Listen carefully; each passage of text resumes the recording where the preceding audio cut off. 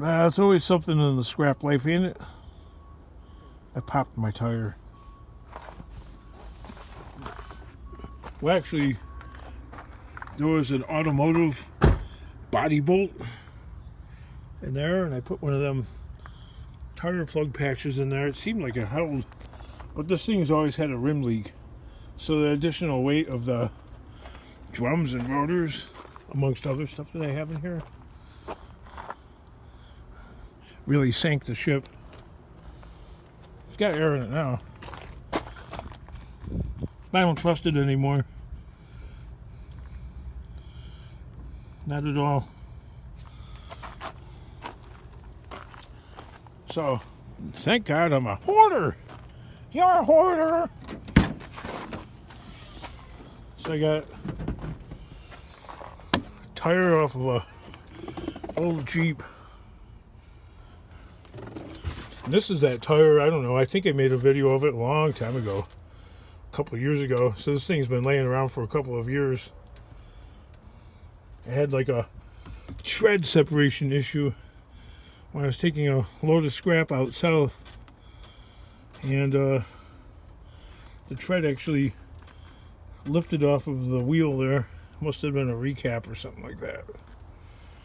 Who knows? That's what it seems like anyway. Anyway, the tread came off, making the tire completely unusable. But I think what accelerated the demise was the fact that there were some screws in there, and what happens, especially if you have a retread, is pockets of air begin to form in between the tread and the steel belts. It begins to lift the tread off. And before you have, before you know it, you have like a tire that might be bulging or a little bit out of shape, and that further accelerates the demise and starts to peel away, which that happened fairly rapidly in the course of a few miles, as I recall.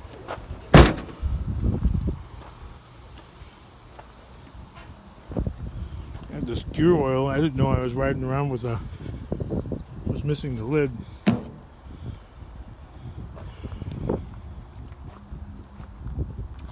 Tried to get it off the market, and it didn't happen. Tried inflating it with these air tanks. That thing wouldn't pump it up. Then I discover anyway, it's weird how God works, all the lug nuts were loose. Had I not had a flat tire, I would never know. So I checked with Walmart. They're only $10 to change out a loose tire off of a rim, but there's an employee shortage because of all the Joe dollars that are going around.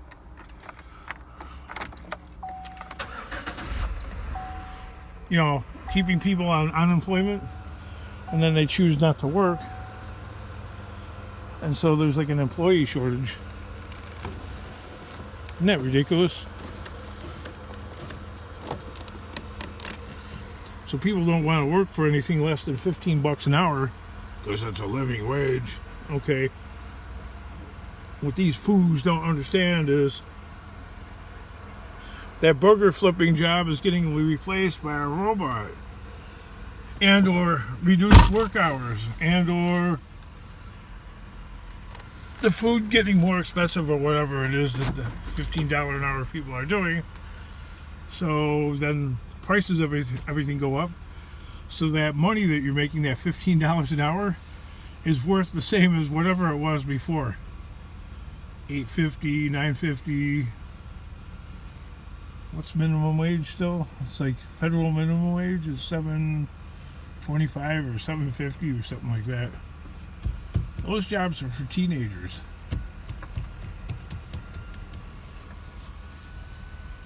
We got some new tenants. This place is getting fully rented out. I swear to God. I think landlord wants to get rid of all this junk over here. I think he wants to rent out from that tree all the way up to here. and then like out this way like that. So I'll have a new neighbor. Howdy, neighbor. Me and neighbors don't get along very well, though. We need, fences and walls make great neighbors. Like what I have back there with my other neighbor. There's like a 10-foot high wall. Perfect. So whoever moves into this area eventually, they're going to have to put a wall up of some kind.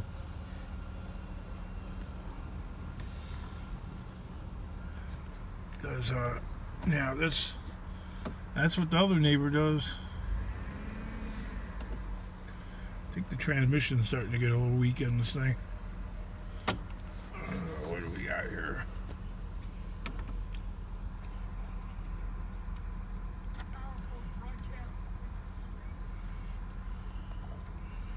Change oil soon.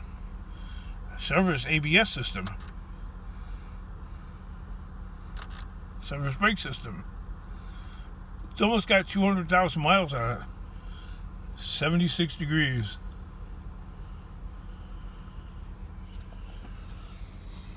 Just about 20 miles south of Joliet.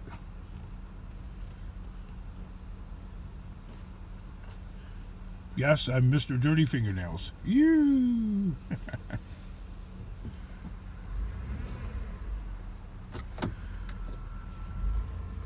I don't know if I'm going to get that load in today.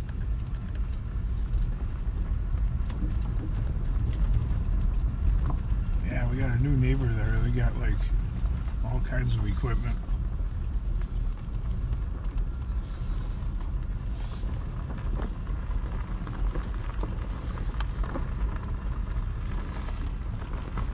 Let's see what's going on back here.